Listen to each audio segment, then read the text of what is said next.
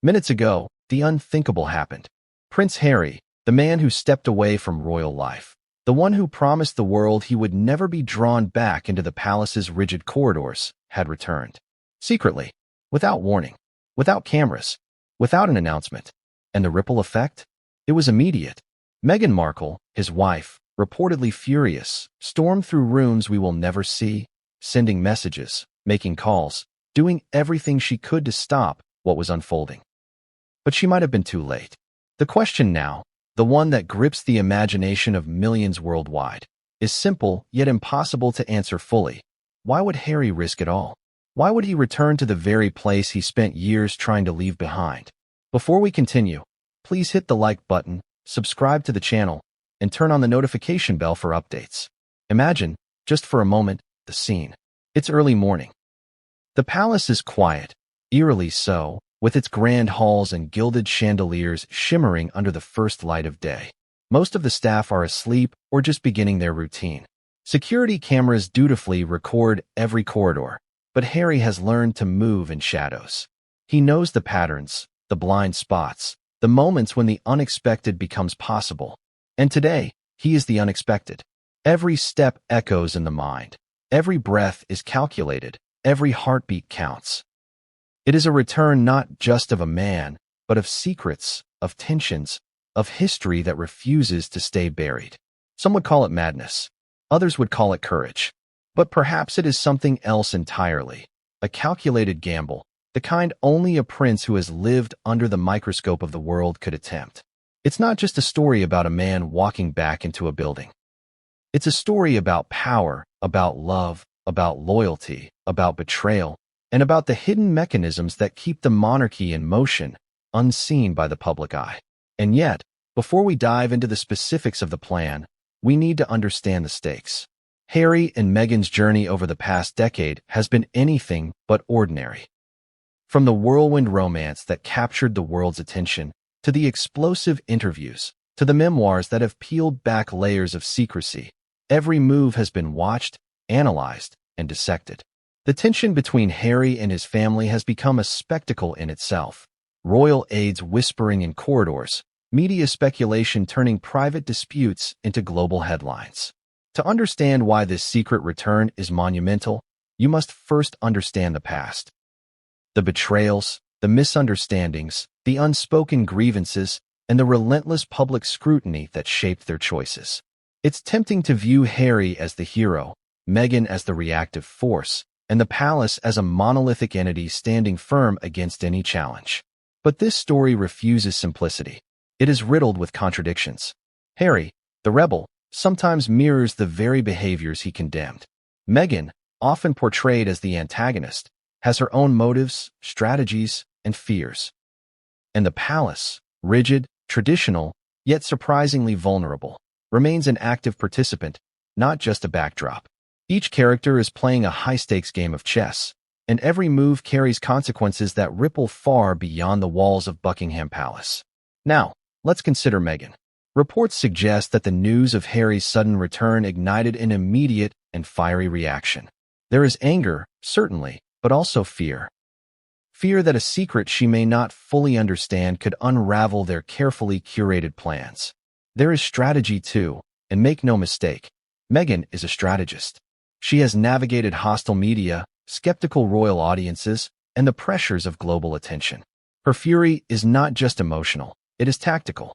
And while the public only sees moments of drama captured in photos or fleeting headlines, the private response, the behind-the-scenes moves, are far more consequential. But why now? Why this moment? Some insiders hint at an urgent reason tied to ongoing negotiations within the royal household. Others speculate about personal motives, concerns for family, a desire to set something right, or perhaps a confrontation that could no longer be delayed. The timing, perfectly orchestrated or purely coincidental, has thrust Harry into a spotlight that he has long tried to step away from. And yet the world watches, captivated by a drama that feels both intimate and monumental. As we explore this story, one fact becomes increasingly clear: nothing is as it seems. Reports, rumors, leaks, they all hint at a larger narrative, one that involves not just Harry and Meghan, but the delicate machinery of the monarchy itself. The tension is not simply between husband and wife, or prince and palace. It is a tension that echoes across history, a tension that asks fundamental questions about duty, freedom, loyalty, and love. What does it mean to belong to an institution that demands sacrifices of the heart? And what happens when the heart refuses to comply? Every detail matters. Every corridor, every whispered conversation, every unrecorded gesture contributes to the unfolding drama. And while some may attempt to reduce this to gossip, to entertainment, to another royal headline, the truth is far more intricate. Harry's secret return is not just a physical act. It is symbolic, emotional, and potentially seismic. And Meghan's response, immediate and furious, ensures that this moment will not fade quietly into history. But perhaps the most shocking element of all is this. No one outside the palace truly knows what happened during those critical minutes. Every account is filtered through layers of secrecy, interpretation, and bias. Insiders hint, journalists speculate, and social media erupts, but the truth, raw, unfiltered, explosive, remains hidden. And it is in that space between speculation and reality that the real story brews, the story we are about to uncover, piece by intricate piece. The stakes are high, the players are formidable, and the consequences are uncertain.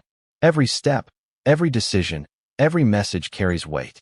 And yet, the world waits, breathless, for a revelation that may alter perceptions, challenge loyalties, and redefine relationships that have already been strained to the breaking point. So we begin here. In the quiet corridors of Buckingham Palace, minutes after Harry's clandestine return, where tension hangs like a storm cloud over gilded halls. Meghan is furious, allies are scrambling, and the palace itself is on edge. What happened next is a story of strategy, emotion, confrontation, and secrets that will leave you questioning everything you thought you knew about this family, this institution, and the very nature of loyalty itself. Minutes after Harry's shadow disappeared into the palace corridors, a quiet tension settled over Buckingham Palace, the kind of tension that precedes an explosion. Imagine the scene. Dim chandeliers reflecting off polished floors, security staff on edge, hushed footsteps echoing in halls that have seen centuries of history, intrigue, and power plays. Every corner seemed alive, waiting, and at the heart of it all was Harry, moving deliberately, calculating every step. This wasn't a reckless decision. It was a meticulously crafted plan, a high-stakes gambit that only someone trained in discretion, and perhaps hardened by years under the relentless gaze of the world, could execute. But what was the plan? On the surface, it seemed simple. Enter the palace, speak to certain individuals, leave without attracting attention. Yet, beneath that simplicity lay a labyrinth of strategy. Harry had considered every variable. Guard rotations, staff schedules, hidden entrances, even the timing of morning deliveries. He knew the eyes of the media could be everywhere, but more dangerously, he understood that sometimes the most perilous threat came from within. The whispered leaks, the watchful aides, the staff who might be loyal, but not trustworthy enough. The first part of the plan relied on stealth. Harry moved in a way that made him almost invisible, blending into shadows, pausing where he had memorized blind spots in camera coverage. He wasn't simply walking into a building. He was navigating a fortress designed to guard secrets, wealth, and centuries of tradition. Every corridor, every archway, every silent servant passing by was a potential risk, a potential exposure. And yet, there he was, calm but focused, propelled by a purpose that had taken months to crystallize. Purpose. That word alone hints at the magnitude of this move. Harry's motivations were layered, complex, and deeply personal. Some insiders claim this was about family, an attempt to reconcile, to fix bridges burned by misunderstandings, missteps, and public misinterpretations. Others suggest a professional motive, a need to assert influence within the palace, to ensure that decisions about future engagements or charitable work were aligned with his vision. Perhaps, most intriguingly, there was an element of personal satisfaction, a thrill, the kind that comes from challenging an institution that had long defined and constrained his life. And yet, there were complications. For one, Meghan Markle. Reports indicate that she was neither consulted nor informed of this sudden maneuver. That alone risked domestic conflict, not to mention the very real possibility of public fallout. But Harry, it seems, had weighed the risk against the potential reward, calculating that the impact of immediate action outweighed any delay or hesitation. The intricacies of the plan also involved communication, or more accurately, controlled lack of communication. Harry carried no devices that could be tracked. Phones were left behind. Even the simplest gestures were measured. He relied on mental maps, rehearsed movements, and the memory of countless visits to the palace, both formal and informal.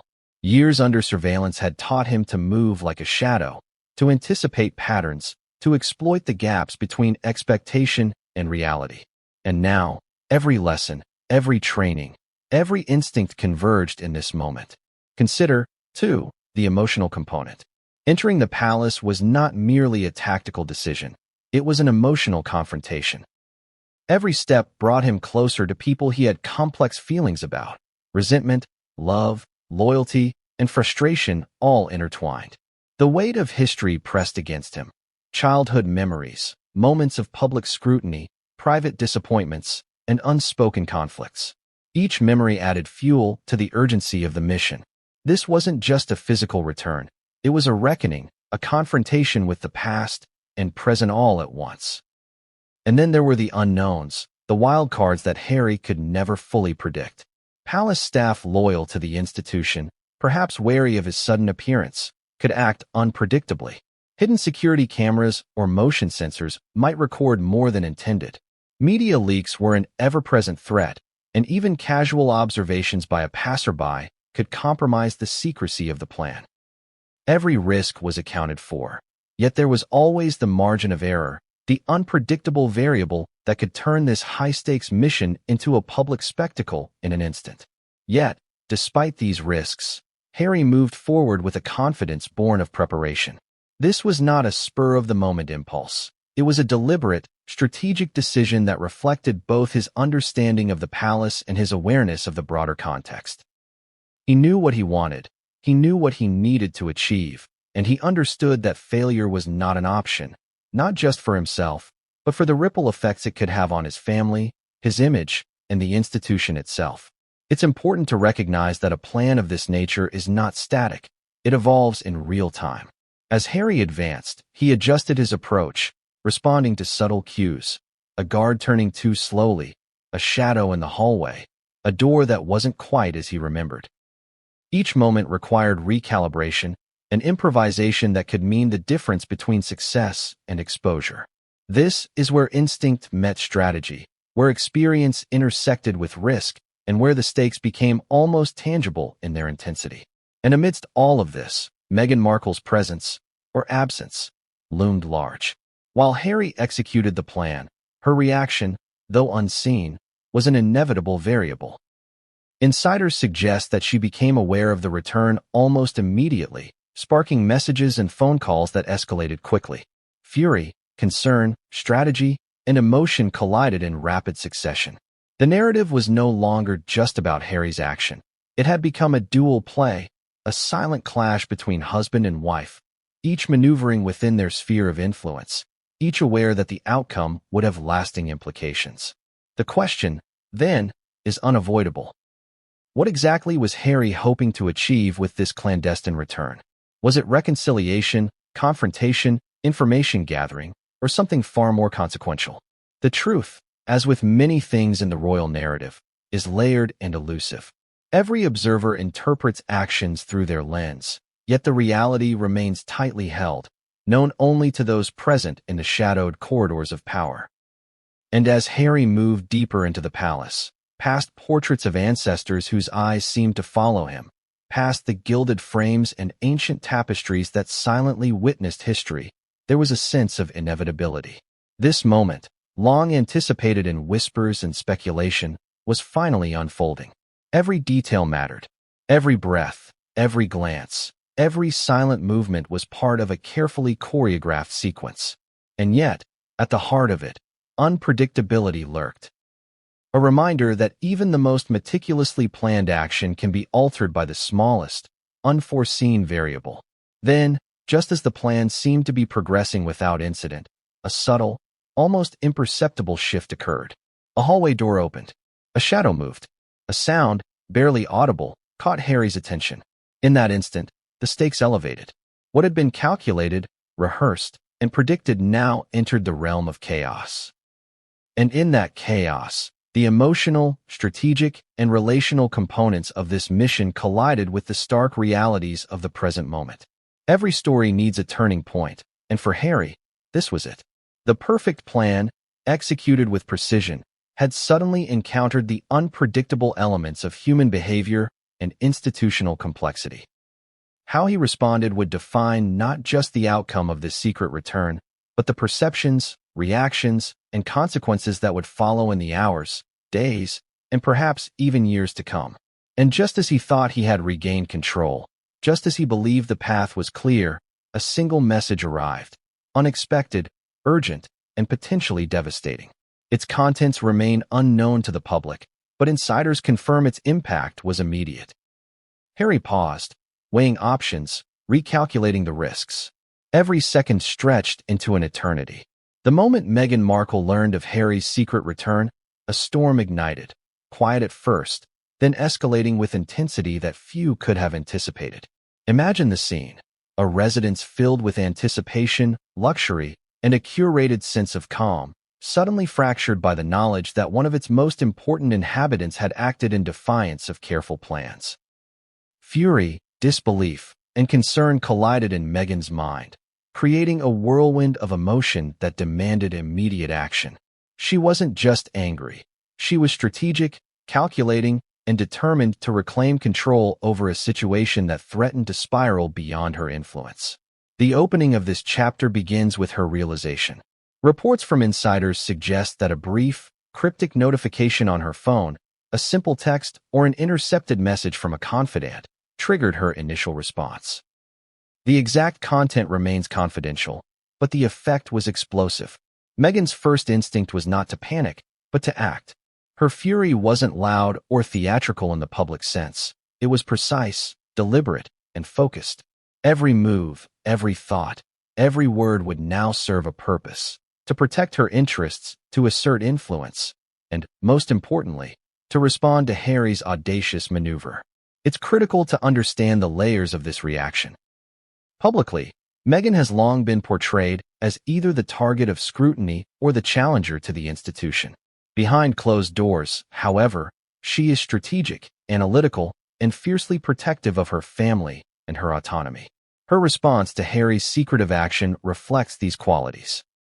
She began coordinating with allies, both within and outside the palace, deploying a series of rapid communications meant to assess the situation, counteract any potential fallout, and, where possible, influence the trajectory of events. Fury, in this context, is not merely emotion, it is strategy. Meghan's initial reaction was emotional, yes, but quickly transformed into a tactical response. She understood the stakes. Harry's return could trigger media speculation, influence public perception, disrupt carefully laid plans, and, most dangerously, affect family dynamics in unpredictable ways. She moved quickly, a mixture of instinct and preparation guiding her. Calls were made, advisors consulted, and contingencies considered. Every second counted. But Meghan's fury also carried a personal dimension. It was not only about control or optics. It was about trust, loyalty, and communication. Harry's decision to act without consultation, no matter how well-intentioned, represented a breach in the collaborative framework they had established over the years. For Meghan, who had meticulously managed both public appearances and private negotiations, this breach was deeply destabilizing. Her reaction, therefore, was as much about re-establishing boundaries as it was about immediate damage control. The emotional intensity was heightened by context. The couple's history is marked by moments of tension, misunderstanding, and media scrutiny. Every decision is filtered through layers of past conflicts, public judgments, and internal pressures. Meghan's fury is amplified because this is not an isolated incident. It is part of a continuum. Every past slight, every leaked story, every misinterpreted statement contributes to the intensity of her response. This is why her reaction was both swift and layered. It is impossible to separate the present moment from the history that frames it. Insiders suggest that Meghan's fury manifested in multiple ways simultaneously. On one hand, there were the private communications, urgent messages to Harry, instructions to aides, attempts to intercept information. On the other hand, there were visible, performative elements, confrontations with staff, dramatic expressions of concern or irritation, movements designed to signal seriousness and authority. The dual nature of her response underscores her complexity, part emotional, part strategic, all consequential. Consider the impact of such fury on the larger dynamics at play. Harry's secret return is a disruption in a highly controlled environment. The palace, with its centuries-old traditions and meticulous routines, thrives on predictability. Meghan's response, intense and immediate, introduces another variable, one that interacts unpredictably with Harry's own objectives. Each step she takes, each decision she makes, ripples through the palace ecosystem, affecting staff behavior, security protocols, and even the flow of information. In this way, her fury is not simply personal. It is institutional, affecting the broader structure of the royal household. Yet, there is also a deeply human dimension. Fury, after all, is an emotional reaction. Reports indicate that Meghan's initial moments were filled with disbelief, a visceral sense that Harry had overstepped boundaries. This disbelief quickly morphed into determination, a resolve to manage the situation, to assert control, and to prevent further disruption. Every move was deliberate, every gesture measured, and every communication strategic. She was not simply reacting. She was orchestrating a response that balanced emotion with calculation. It's worth noting that Meghan's approach, though intense, was never reckless. She understood the optics, the potential media fallout, and the personal implications of any public misstep. Her fury was therefore channeled, directed toward outcomes rather than mere expression. This is why her actions were so consequential. They were designed to shape events, not just respond to them.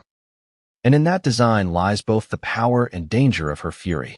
At the same time, Meghan's fury introduces tension into the narrative, creating suspense that drives the story forward. For the audience, there is a sense of anticipation. How will Harry respond?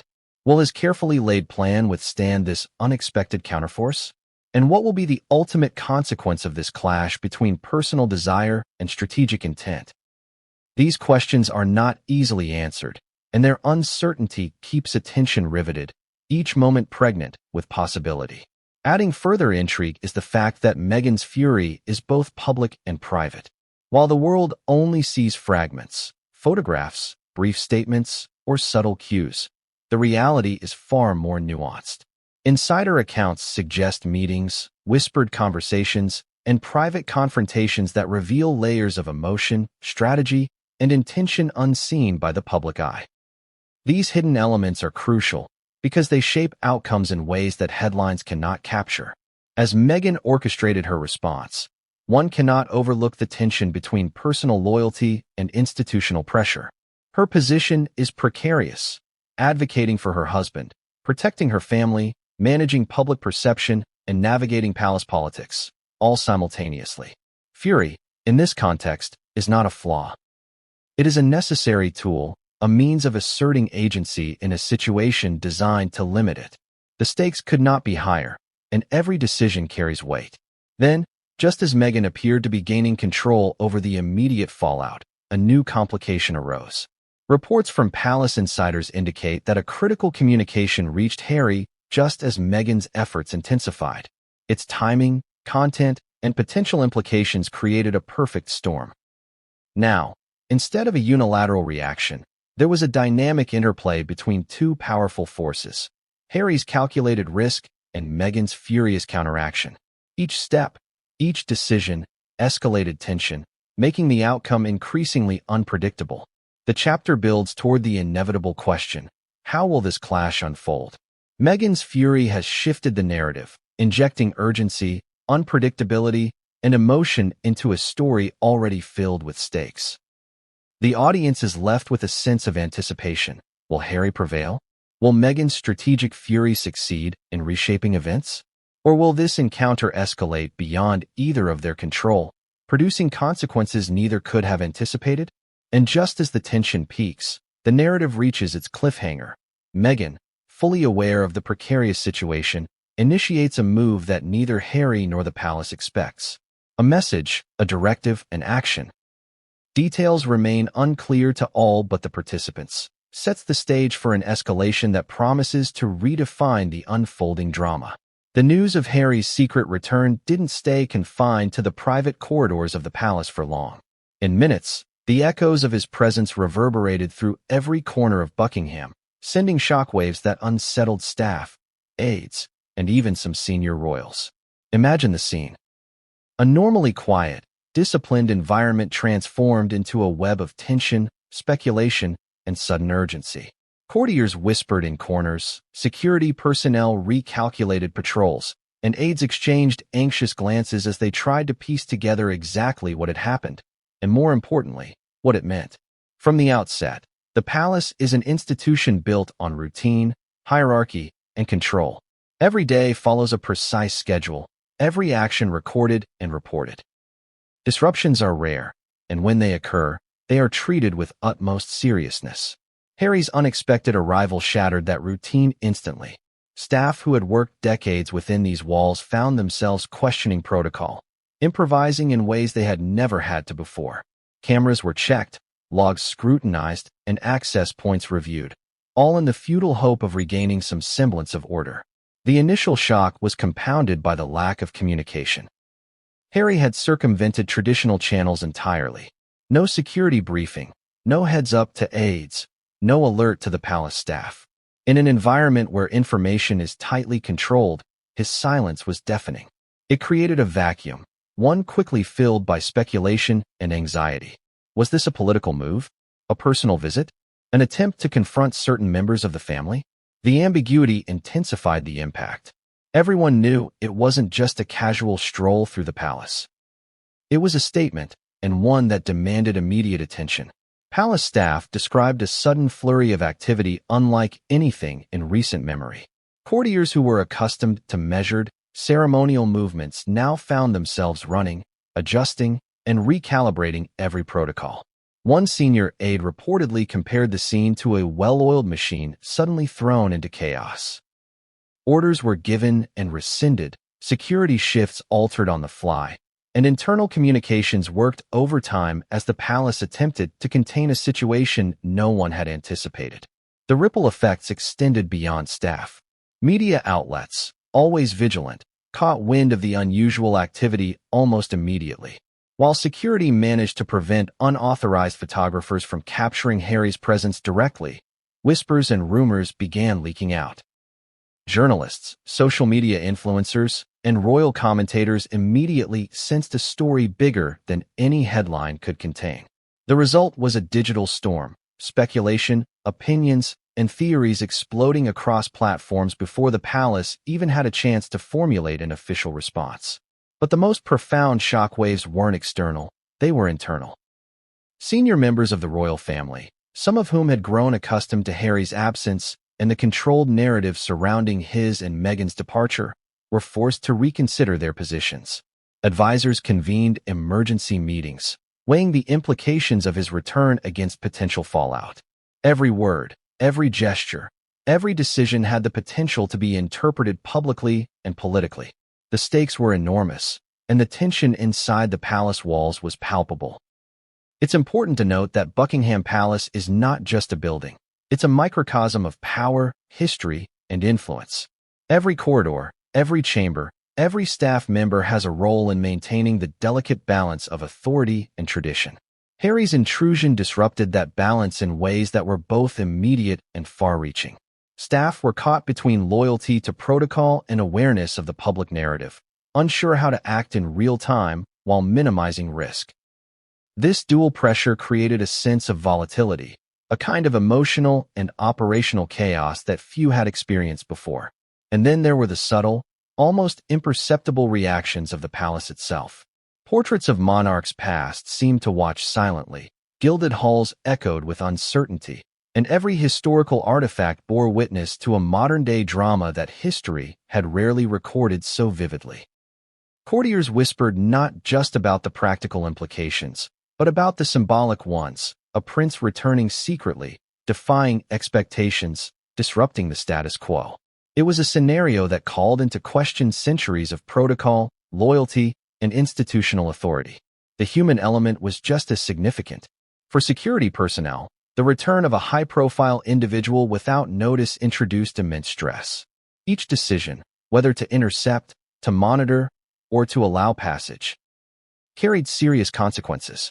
A misstep could result in public scandal, a breach of protocol, or personal liability. These men and women, trained to anticipate and control situations, found themselves in a reactive state, improvising strategies under extreme pressure. Their tension added yet another layer to the palace shockwaves, amplifying the sense that this was not just a simple visit. It was an event with cascading effects. Meanwhile, rumors and speculation spread rapidly among palace staff. Who had known? Who had facilitated Harry's entry? Could there have been inside help, or was this entirely his own doing? Every whisper, every half-confirmed report intensified the anxiety, creating a network of uncertainty that stretched from the highest echelons of power down to junior staff. Each individual was suddenly part of a story they had never signed up for, participating in a drama unfolding in real time. And then came the external attention, the media storm. Social media accounts lit up with conjecture, breaking news alerts announced cryptic updates, and royal commentators speculated on motives, alliances, and potential fallout. The palace's public image, carefully curated for centuries, now faced a challenge: how to maintain authority and composure while a narrative beyond its control spread globally. For a moment, the shockwaves weren't just within the walls. They extended into living rooms, offices, and social media feeds around the world. Everyone was watching, everyone had an opinion, and the palace had no choice but to react cautiously. But within the palace walls, the tension was more immediate, more personal, and more dangerous. Harry's arrival had inadvertently set off a chain reaction of human emotion and institutional response. Allies and adversaries alike were now positioned in a high-stakes game of observation and influence. Every glance, every conversation, every intercepted communication had the potential to tip the balance. For some, this was a chance to gain favor. For others, a moment to assert authority or protect legacy. The shockwaves rippled through every level, creating a pressure cooker environment in which the smallest action could have outsized consequences. And just as the palace seemed to be bracing for containment, an unexpected element entered the equation. A misstep by one of the aides, a leak, or perhaps a misinterpreted message that escalated tensions further. Suddenly, the situation was no longer just about Harry's return. It had become about control, narrative, and perception. The institutional shockwaves now intersected with personal dynamics, creating a volatile environment where every action carried potential for dramatic consequence. The question became, how would the palace respond? Would they attempt to negotiate quietly, manage the optics, or assert authority in a way that re-established control? The staff and senior royals were forced into real-time decision-making, balancing protocol with practicality, tradition with immediate necessity. And in that uncertainty, the narrative expanded, becoming more complex, more emotional, and more unpredictable. And then came the turning point. A senior insider reportedly made a move that changed everything. An intervention that neither Harry nor Meghan could fully anticipate. The implications of that action would ripple through the palace, altering alliances, strategies, and perceptions in ways that no one could have foreseen. At first glance, Harry's secret return seemed almost impulsive, a spontaneous act born of emotion or nostalgia.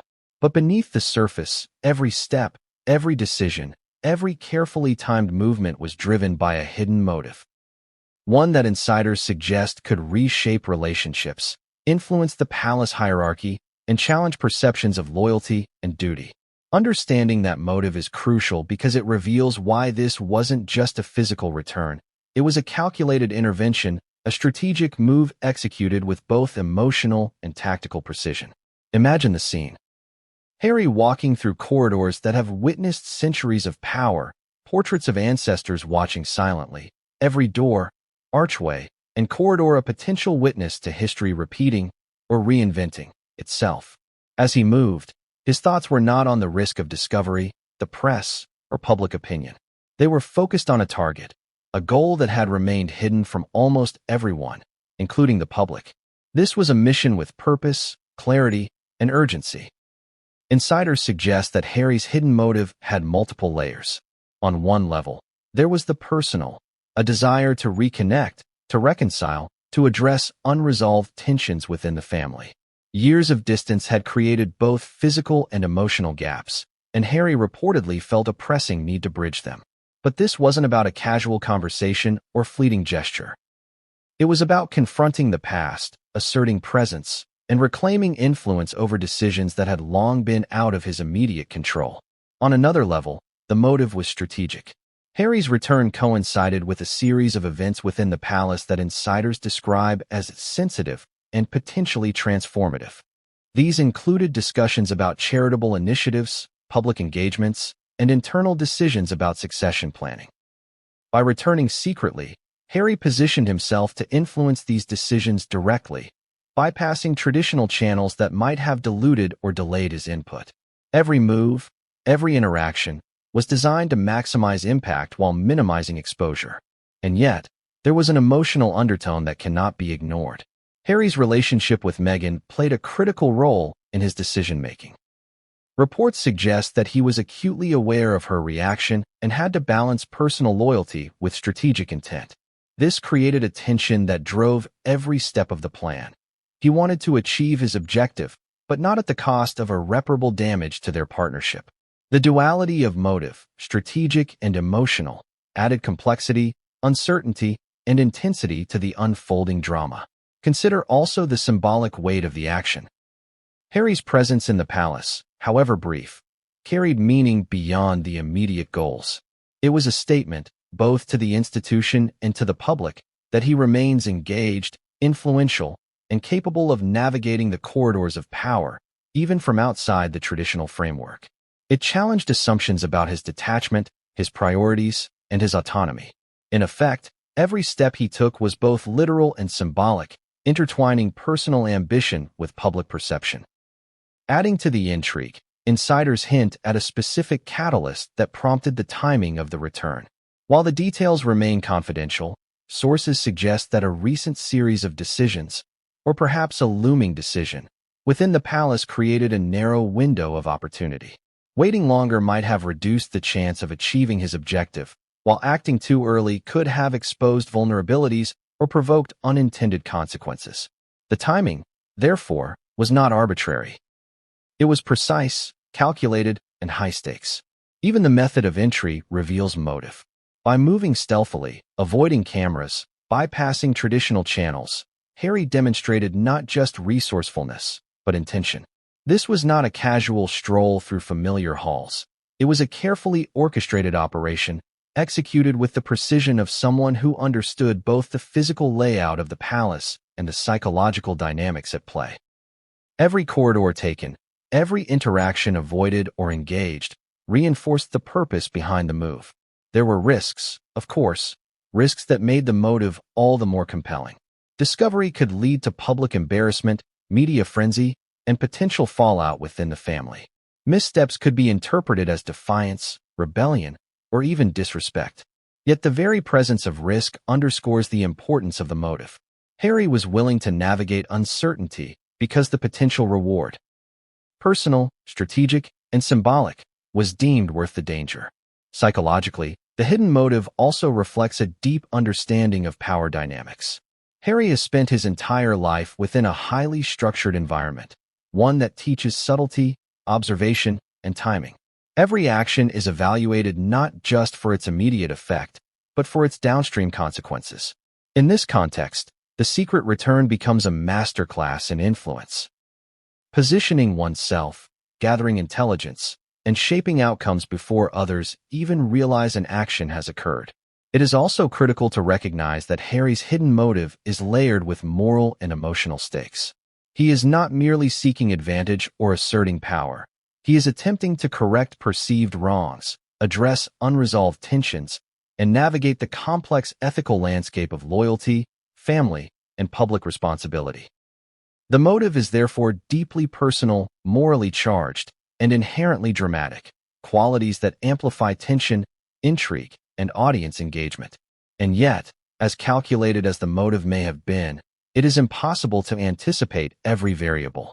Meghan's reaction, palace insiders' decisions, security interventions, and even chance occurrences all intersected with the plan.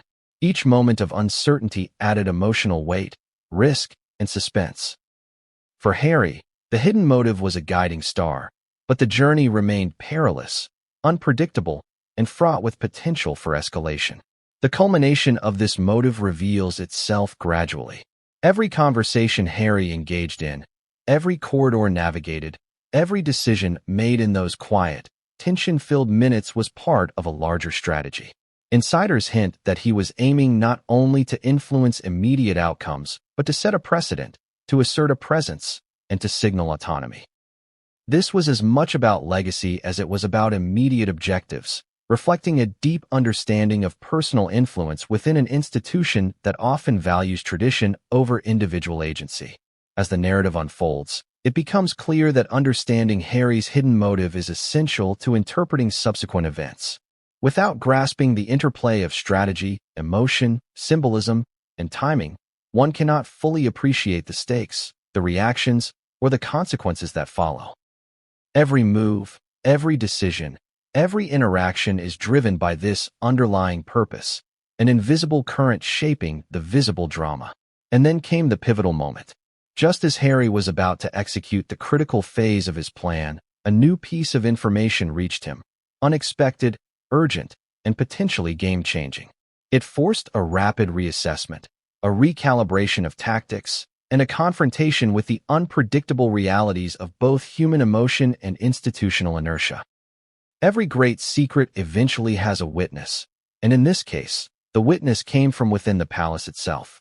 While the world speculated, whispered, and debated Harry's clandestine return, a trusted insider, a figure with deep knowledge of the inner workings of Buckingham, began to speak. Their accounts, though carefully framed, provided a rare glimpse behind the gilded doors. The insider's revelation began with the early moments, when Harry's presence was first detected. They described a tense environment, one in which the ordinary rhythm of palace life was fractured almost instantly. Staff were alerted not through formal channels, but through whispers, hurried messages, and the palpable awareness that something extraordinary was unfolding. According to the insider, it was like the palace suddenly realized it was no longer just a house. It had become a stage for a drama none of US could control. That single statement captured the essence of what was happening.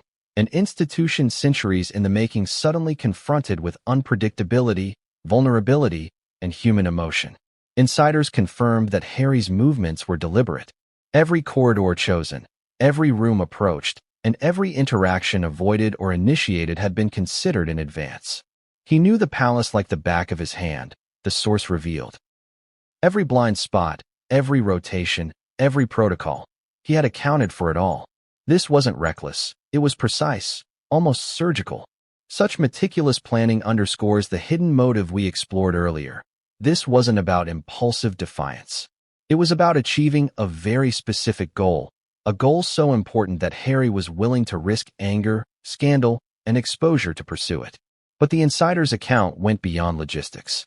They revealed the subtle psychological layers at play. The tension between Harry and Meghan, the unease among staff, and the strategic calculations made by aides. According to them, Meghan's response was swift and intentional. She didn't panic. She didn't scream. She acted. Every message, every instruction she sent was designed to regain control, not just to react emotionally. This insight is critical. Meghan's fury, while intense, was not chaotic. It was a calculated counterplay, a move in a high-stakes game that combined emotion with strategy. The insider also provided insight into the human cost of Harry's return. Staff, accustomed to discretion and routine, found themselves navigating a complex web of uncertainty. Who should be informed? Who should intervene? How could they maintain protocol without escalating tensions further? These questions, trivial in other contexts, became urgent and consequential. One aide reportedly whispered, "It wasn't just about security, it was about survival." Social, emotional, professional survival within these walls. In addition to describing the immediate chaos, the insider hinted at the emotional impact on senior royals. According to their account, several members were caught off guard, forced to confront not only Harry's physical presence, but the implications of his motives. It wasn't a visit. It was a statement, the insider emphasized. And statements like that, inside the palace, are dangerous. They upset hierarchies, alliances, and expectations. In other words, Harry's return was not merely a personal act. It was a seismic event that threatened the delicate balance of the institution itself. The insider also revealed subtleties that outsiders rarely witness. The whispered debates in private rooms, the coded messages sent between aides, and the immediate strategizing to manage perception. Every action was layered, influenced by centuries of protocol, human emotion, and institutional pressure. One seemingly minor movement, a shift in staff position, a closed door, a redirected message, could carry outsized significance, and the insider's account highlighted how Harry's presence amplified these dynamics to an unprecedented degree. Perhaps most intriguing were the details about communication, or the lack thereof. Harry reportedly moved without modern tracking, avoiding devices that could alert the palace, and relying instead on his knowledge of routines and human behavior. He didn't leave a trace, the insider noted. Everything he did was calculated to be invisible until he wanted it to be seen. That takes confidence, courage, and knowledge most people don't have. This detail reinforces both the hidden motive and the strategic sophistication behind his actions. It wasn't rebellion. It was mastery of circumstance. The insider also confirmed a turning point, a moment when Harry came face to face with a reality he hadn't fully anticipated. Though the precise details remain confidential, the source described a sudden, unexpected confrontation, a message, a presence, or an intervention that forced Harry to adjust his approach mid-action. This moment illustrates the inherent unpredictability of the palace environment, where even the most carefully laid plans are subject to human emotion, institutional protocol, and chance. In parallel, Meghan's strategic fury continued to escalate. According to the insider, she leveraged her network of aides and allies, crafting responses designed to counteract Harry's moves without directly confronting him in a public or volatile way. She was controlling the narrative, even before the world knew anything, the insider revealed. Her ability to act decisively, calmly, and strategically under pressure speaks to the depth of her influence and understanding of palace dynamics. The insider's account also hinted at long-term implications. Harry's return, though brief, had already shifted perceptions internally and externally. Staff loyalty, institutional routines, and even media narratives were now influenced by this singular event. The palace will never be the same after this, the insider said. It's a ripple that's only going to grow. That ripple effect underscores the stakes. This was not a fleeting moment of drama. It was an event that could reshape relationships, power structures, and public perception for months or even years to come. And perhaps the most striking insight from the insider concerned the emotional intensity behind the strategic actions. Every movement, message, and decision carried emotional weight. Fear, loyalty, anger, concern, anticipation. People forget the human element, the insider explained. We are dealing with emotions as powerful as any political maneuver. That's why every decision matters, why every misstep can be catastrophic. It's a reminder that the palace, while an institution, is made up of humans whose reactions, fears, and ambitions shape every event. The insider closed their account with a dramatic note. The tension between Harry and Meghan, and between Harry and the palace, was reaching a critical juncture. Allies were choosing sides, plans were being recalibrated, and the institution itself was grappling with how to contain the fallout. The delicate dance of influence, strategy, and emotion had become a high-stakes confrontation, and no one could predict the outcome. No secret stays hidden for long, especially when it involves a prince, a palace, and a story that the world has been waiting for. Within hours of Harry's clandestine return, the media landscape erupted, creating a frenzy that was as calculated as it was chaotic. Headlines flashed across websites, news anchors speculated endlessly, and social media exploded with rumors, images, and opinionated commentary. The palace, meticulous in its control over narratives, was suddenly scrambling to contain a story it hadn't even been prepared to respond to. Imagine the scene: journalists working frantically to verify sources, photographers staking out nearby streets, bloggers piecing together fragments from leaked messages. Every tweet, every post, every speculative news article created pressure that radiated back into the palace walls. What began as a controlled, private maneuver by Harry had become a public spectacle overnight. The frenzy was not only about Harry himself, but about the symbolic implications: a royal operating outside protocol, a secret action with potential consequences for family, institution, and public perception alike. The media frenzy was fueled in part by timing. With the world still captivated by Harry and Meghan's previous interviews, memoirs, and controversies, the story arrived like a spark in a dry forest. Any outlet reporting on it knew that attention would be massive, clicks would surge, and social media engagement would skyrocket. Insiders reveal that journalists were already drafting headlines before official statements could even be issued.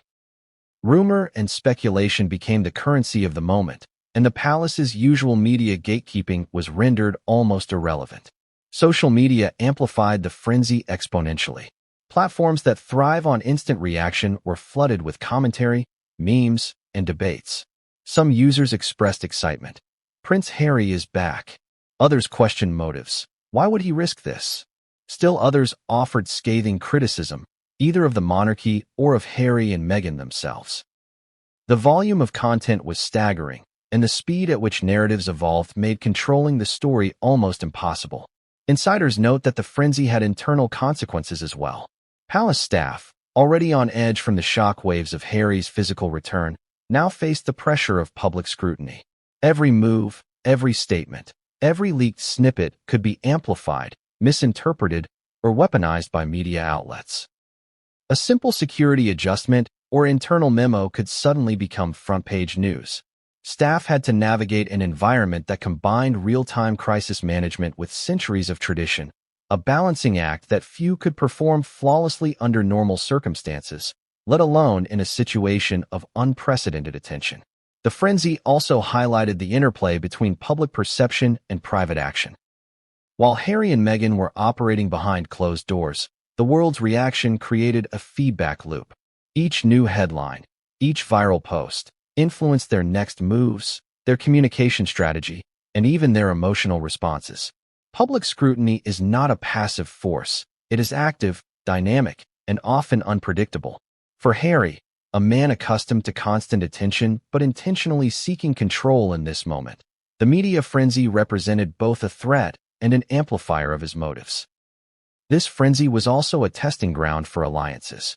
Media outlets quickly began to speculate about palace loyalties, suggesting that aides or senior royals might have facilitated, or at least known about, Harry's return. These speculations, whether grounded in fact or rumor, fueled further intrigue, creating pressure on individuals within the palace to respond, clarify, or conceal.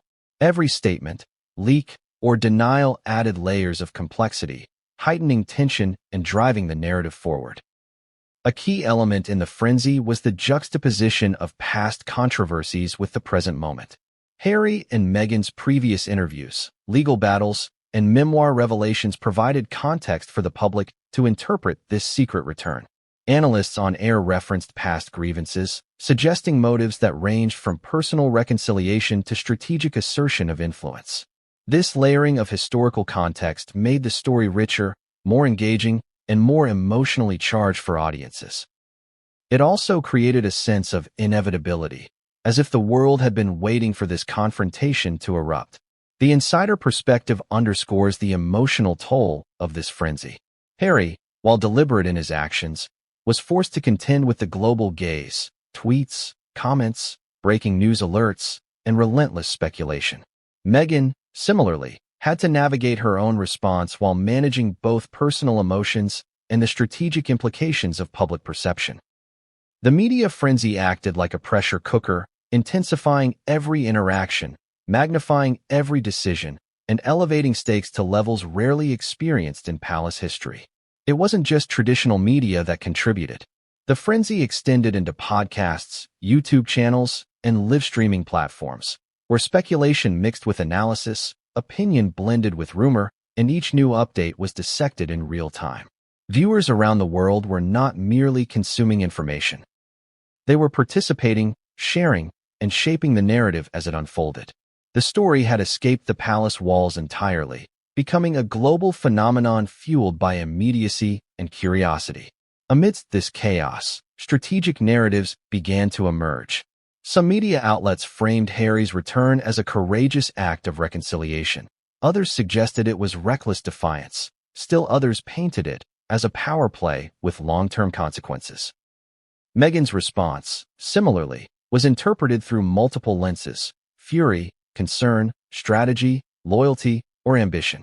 The multiplicity of narratives amplified tension, as each new interpretation influenced both the palace's internal actions and the couple's next steps. And then, just as the frenzy seemed to reach a peak, a critical revelation appeared. An insider report, leaked anonymously, hinted at an unexpected interaction that occurred during Harry's visit. One that could change the story entirely. It suggested that private conversations, strategic maneuvers, or even subtle confrontations within the palace walls had implications that no media outlet could yet capture fully.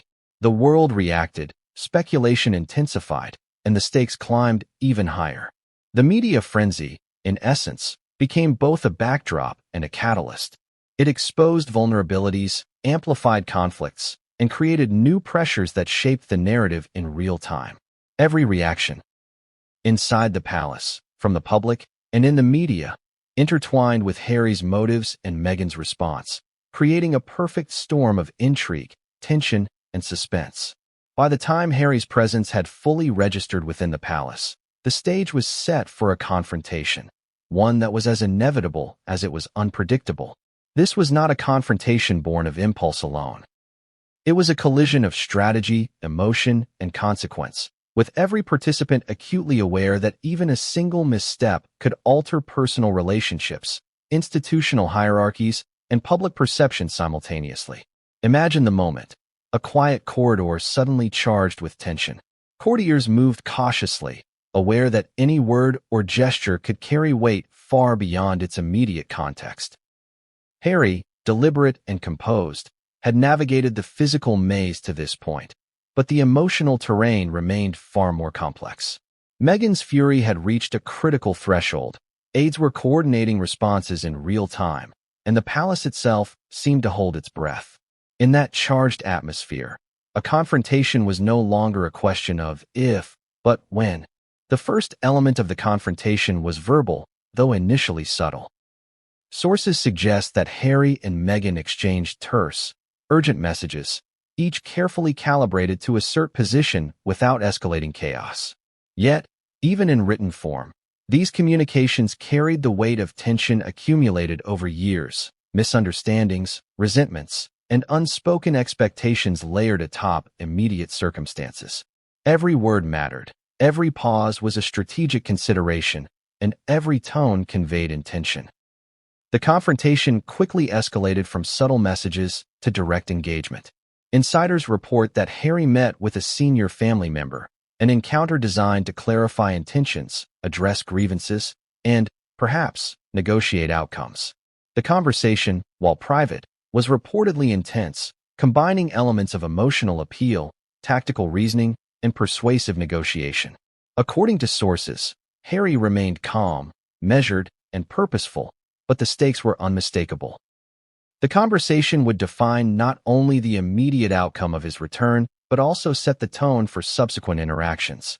Meghan, meanwhile, maintained her influence from outside the direct corridor of confrontation. Her fury, though unseen in the room, guided her husband's movements indirectly. Advisors acted as conduits for her strategic direction, ensuring that her perspective, priorities, and concerns shaped the unfolding encounter. This created a multi-layered dynamic. Harry engaged directly with palace representatives, while simultaneously navigating the influence of a spouse who wielded authority through careful coordination. The tension was amplified by the high-stakes environment itself. Every word exchanged, every glance made, every body language cue observed was scrutinized. Courtiers and aides, trained to detect even subtle deviations from protocol, interpreted each movement as a potential signal, adding layers of interpretation and anxiety. The confrontation was as much about reading and managing perception as it was about achieving substantive outcomes. According to insiders, part of the confrontation involved addressing conflicting narratives. Harry's motives, though hidden from public view, were partially revealed to the individuals he engaged with. This required a delicate balance: assert influence, maintain credibility, and protect personal and familial interests, all while navigating the institutional norms of the palace. The conversation reportedly moved through phases: initial clarification, negotiation, strategic positioning, and, finally, the tentative laying of groundwork for future actions. Adding intensity, Meghan's counter-strategies came into play even as the confrontation unfolded. Through discreet channels, she managed communications, coordinated responses, and influenced decisions in ways that affected Harry's options. The dynamic was almost chess-like. Each move provoked a calculated countermove.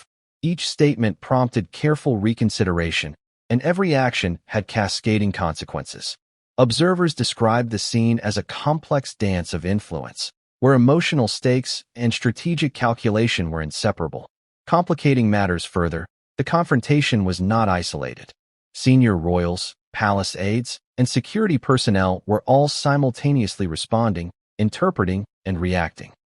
Decisions about access, timing, and information flow were constantly adjusted, creating an environment of rapid adaptation. Every participant was aware that one misstep could have repercussions both inside and outside the palace walls. Yet, despite the intensity, there were moments of insight, reflection, and even vulnerability. Sources indicate that Harry, at times, displayed emotion, referencing past grievances and personal stakes.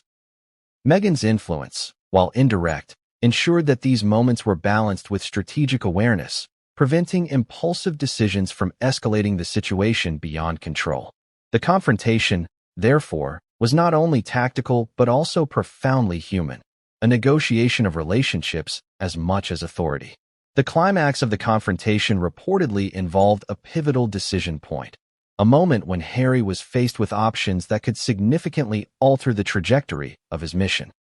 Insiders remained vague about specifics, but they emphasized that the choice carried long-term consequences, potentially reshaping his relationship with the family, his public image, and the balance of influence within the palace. The intensity of the moment, compounded by simultaneous media scrutiny and